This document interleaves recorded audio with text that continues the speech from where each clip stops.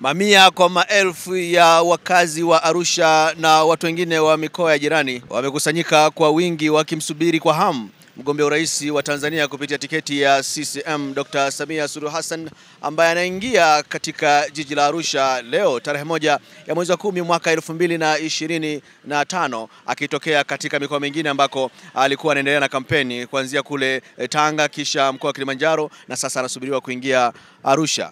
Tayari watu wamejitokeza eneo ambapo ndipo anaposubiriwa. Kuna madereva bodaboda, kuna madereva bajaji, lakini pia kuna basi Costa pamoja na Land Cruiser na magari mengine mbalimbali ambayo yote kwa pamoja yapo kwenye msafara ambao umefika hapa ili kumsubiri na kumpokea kwa hamu Rais Dr. Samia Suluhu Hassan. Mimi ni Bakari Chijumba, hii ni Ayo TV na nikukumbusha tu kwamba msafara huu wote unaongozwa na mgombea wa ubunge kupitia tiketi ya CCM katika jiji la Arusha ama katika jimbo la Arusha mjini, Paul Christian Makonda. Yeye ndio ambaye anasimamia zoezi zima la kuratibu kila ambacho unakiona hapa, ubunifu mbalimbali ambao unaendelea katika jiji la Arusha, na yeye yuko mstari mbele kuhakikisha kwamba anaongoza mapokezi haya na kumkaribisha rasmi Dr. Samia katika jiji hili la Arusha. Nikiwa hapa nimeongea na baadhi ya wakazi wa Arusha ambao wameelezea kwa ufupi namna ambavyo wanamsubiri kwa hamu Rais Dr. Samia Suluhu Hassan. Wewe ndiye mama yetu, mwingine atoke wapi?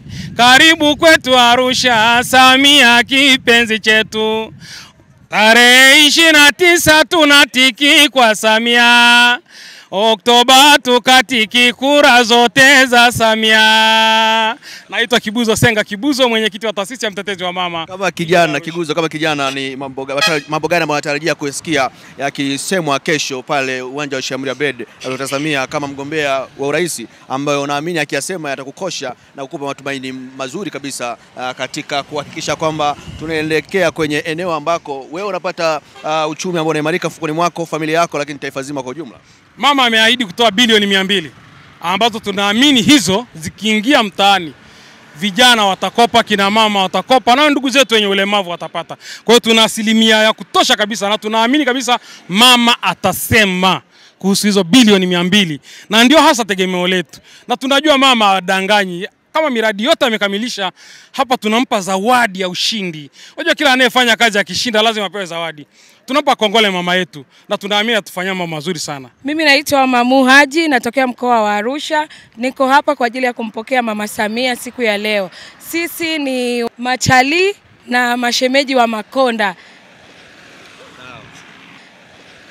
Naona ndio. Sasa Rais Dr. Samia anaingia, ni rais na ni mgombea wa urais kupitia tiketi ya CCM. Ni wewe kama mama una matarajio gani ambayo unaamini kabisa kupitia hotuba yake kesho wakati akiomba kura itakupa faraja na kukupa matumaini?